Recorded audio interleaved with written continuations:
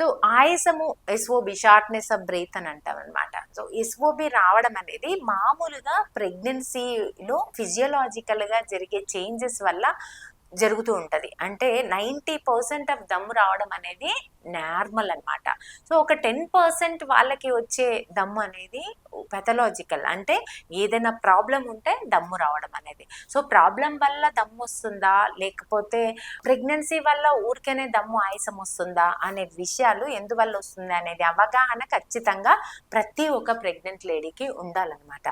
So ఏమవుతుందంటే pregnant baby పెరుగుతుంటది కదా కడుపులో, పెరిగినప్పుడు అది చెస్ట్ మీద, డయాఫ్రమ్ మీద, లంగ్స్ మీద ప్రెజర్ చేస్తూ ఉంటుంది బేబీ అండ్ యూట్రస్ వెళ్ళి.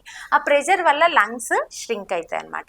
ష్రింక్ అయిపోయి ప్లేస్ సరిగ్గా సరిపోదు. దానివల్ల దమ్ము రావడము 8వ నెలలో 9వ నెలలో కామన్గా చూస్తూ ఉంటాం.